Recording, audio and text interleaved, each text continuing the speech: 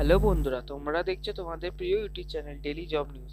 তো আজকে আমরা কথা বলতে যাচ্ছি আর একটা নতুন চাকরি বিজ্ঞপ্তি নিয়ে। চলো শুরু করা যাক।